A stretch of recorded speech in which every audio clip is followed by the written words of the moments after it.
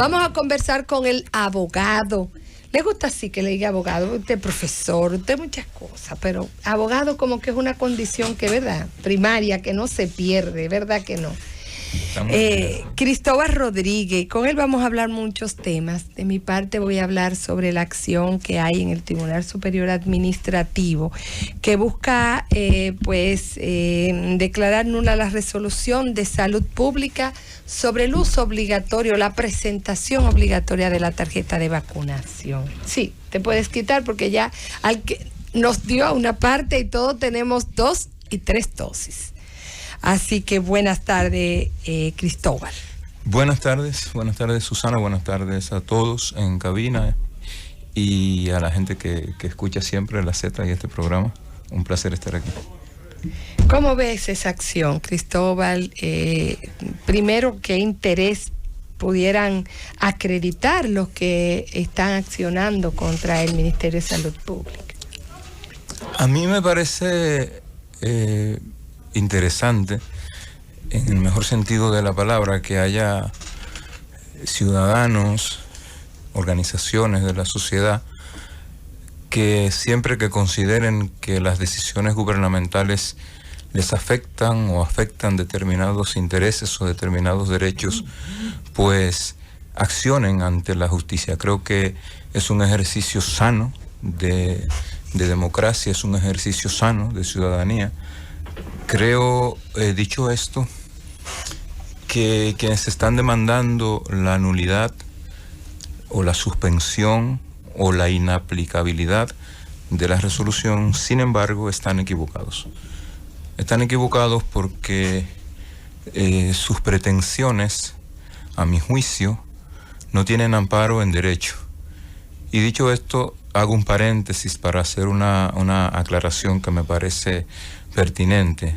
Todo lo que yo diga sobre el tema de la resolución en concreto tiene que ser escuchado como lo que está diciendo una persona que es abogado con intereses en el proceso. Yo estoy defendiendo la resolución, representando al gobierno, al Ministerio de Salud Pública en este proceso, y por tanto mis juicios son los juicios de un abogado que es parte del proceso.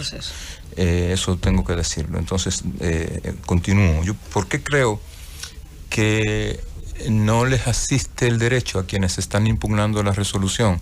Por varias razones.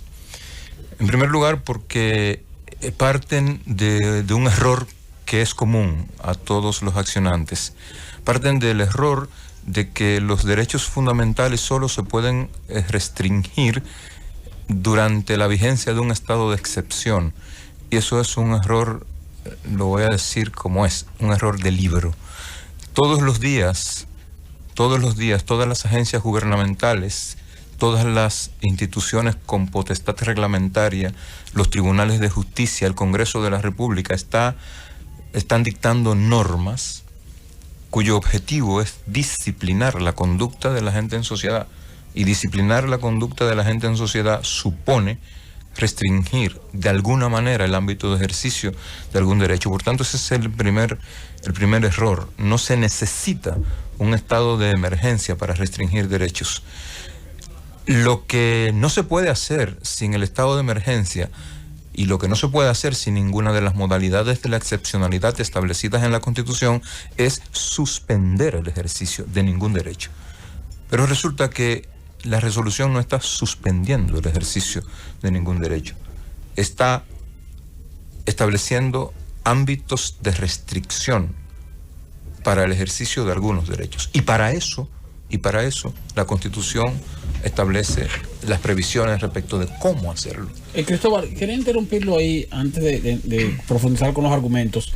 En este momento, ¿cuál es, tomando en cuenta que usted es abogado de una de las partes, cuál es el estatus del recurso o los recursos que se han interpuesto para tener más o menos una idea de por dónde viene la cosa? Sí, lo primero es que son varias acciones.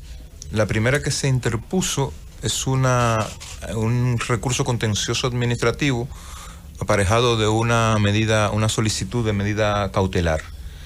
Es la acción judicial que interpuso el ingeniero Carlos Peña, que estuvo mucho tiempo en esta emisora, en estas cabinas,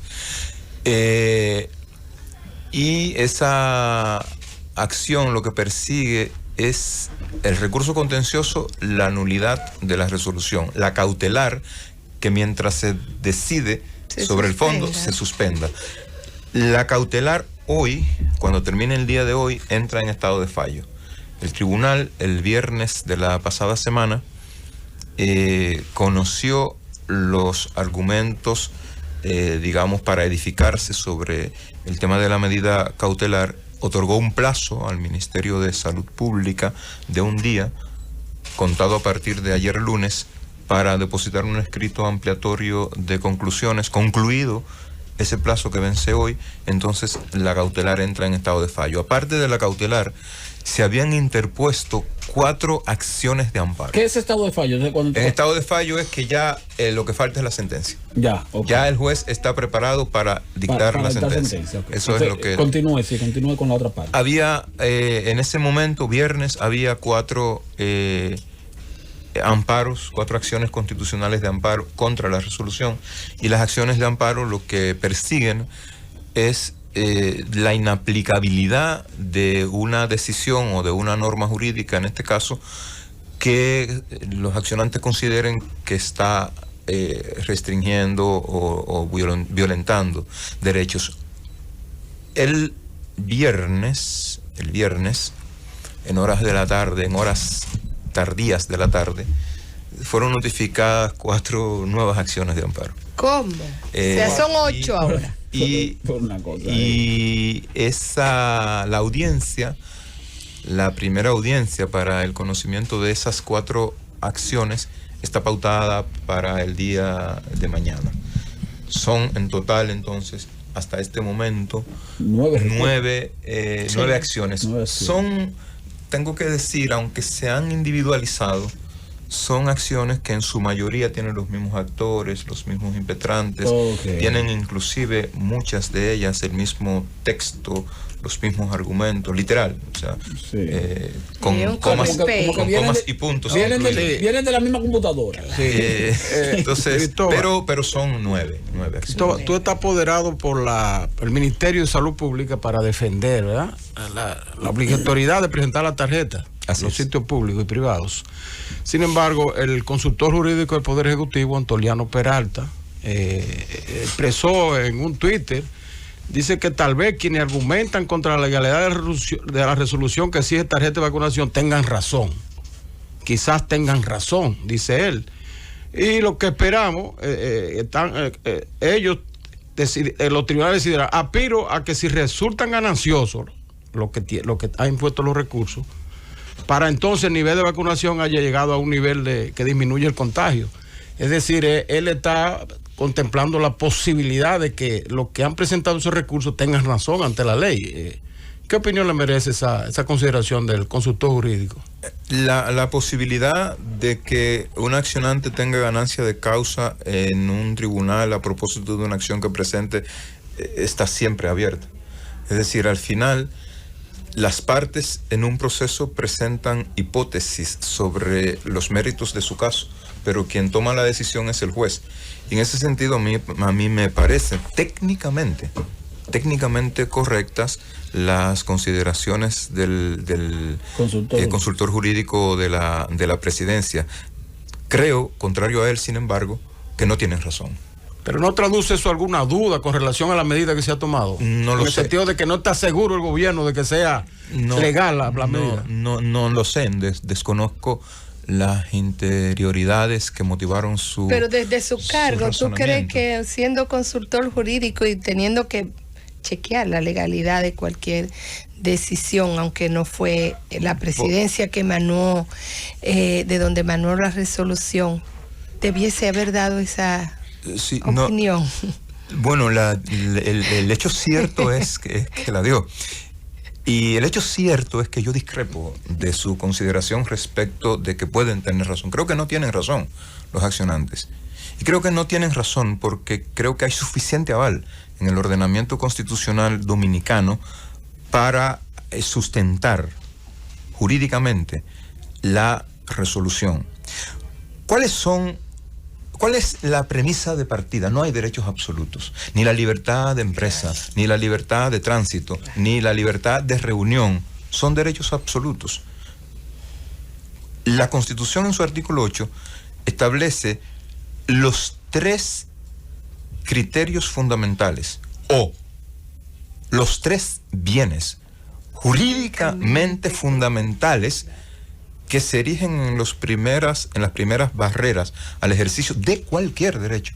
Cualquier derecho significa así, en mayúsculas, cualquier derecho. Son el orden público, el interés general y los derechos de los demás. Son la primera barrera con la que se encuentra el ejercicio de cualquier derecho. Cuando en ejercicio de su derecho usted transgrede el orden público, pone en entredicho el interés general o pone en riesgo el ejercicio de los derechos de los demás, su derecho cesa. Sí. Cesa automáticamente. Y quien tiene la responsabilidad de observarle el cese de su derecho y quien tiene la responsabilidad de establecerle formalmente los límites para que usted no siga yendo más allá de lo que debe, es la autoridad gubernamental. Entonces, el artículo 8 de la Constitución prevé esas cuestiones. La Constitución en su artículo 61 reconoce el derecho fundamental a la salud y es en manos del gobierno que pone la responsabilidad de velar por la preservación de la salud de todos.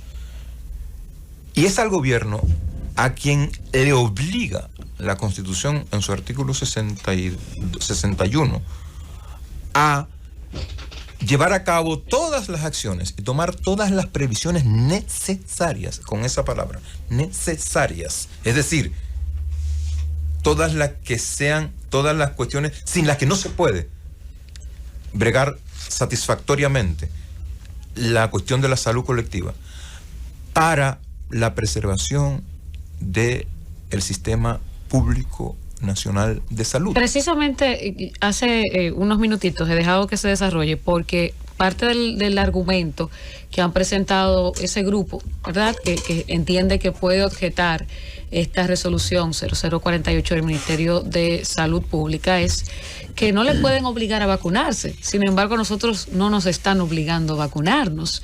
Estos son unos de los errores que han cometido ellos a la hora de argumentar pues esta réplica o este derecho que ellos entienden que tienen a la hora de poder transitar o entrar a un lugar público o privado de uso público. Cometen 2 errores en uno. El primero es el que tú señalas. Exacto. La resolución te dice, si tú no te has vacunado, hay lugares que para la preservación de la salud de los demás y para evitar el colapso del Sistema Nacional de Salud que podría resultar de una propagación incontrolada de la epidemia, tú no puedes ir. Si no te vacunas, hay lugares que tú no puedes ir.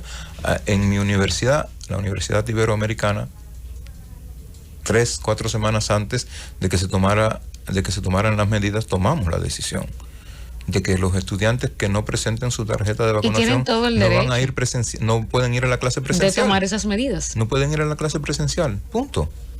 Claro, la universidad, si entramos en el argumento de que la universidad es una institución privada.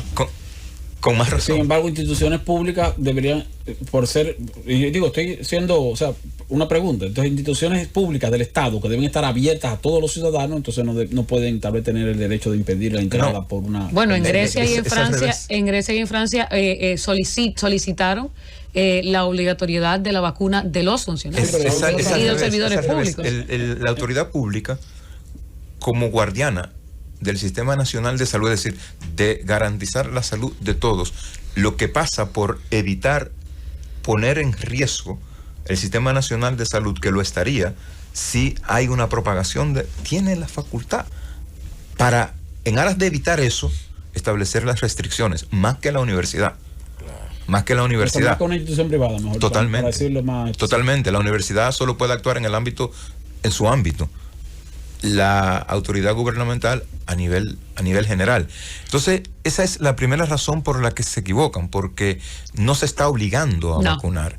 Ahora, ¿la segunda? También se equivocan porque la Ley General de Salud, en su artículo 64, aunque no nos guste, dispone la obligatoriedad de las vacunas que el Ministerio de Salud considere que son necesarias. Y mientras esa ley no se derogue, esa ley está vigente. Es decir, ¿qué te quiero decir? El ministerio pudo, por mandato legal, haber dispuesto la obligatoriedad de la vacunación a nivel general. Y no lo hizo. No lo hizo. Entonces también en eso se equivocan los accionantes. Pero además se habla del derecho al trabajo. El artículo 62 de la Constitución, y quiero siempre ir a la Constitución porque si no vamos a ella no vamos a entender esta discusión, pone en manos de los empleadores privados, el deber de preservar condiciones de higiene y de salubridad en el ambiente laboral. Artículo 62.8 de la Constitución de la República. La Constitución Dominicana, en su preámbulo, establece una serie de principios sobre los cuales dice ella que se levanta todo el ordenamiento constitucional. Uno de esos principios es el de solidaridad, al ladito del de igualdad, del de libertad, ¿no? Es el de solidaridad.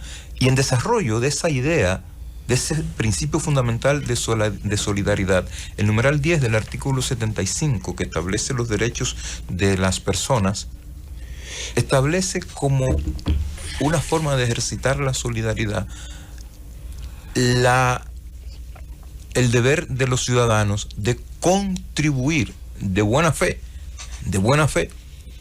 al combate, al amainamiento, de cualquier situación de calamidad pública o de salubridad en el país. Es decir, hay mucho amparo en la Constitución para eso. ¿Qué es lo que la Constitución establece como condiciones justificativas de las decisiones de gobierno que restringen derechos? Tres cosas, y las tres se cumplen en el caso de la resolución del Ministerio de Salud Pública. La primera condición para que sea justificable la restricción de un derecho es que tenga amparo en la ley la decisión mediante la que se restringe el derecho. La Ley General de Salud faculta al Ministerio de Salud para adoptar decisiones. Es decir, hay fundamento legal. En segundo lugar, que las decisiones, que los bienes que se quieren proteger con las medidas que restringen derechos tengan un amparo constitucional. ¿Qué es lo que se quiere proteger?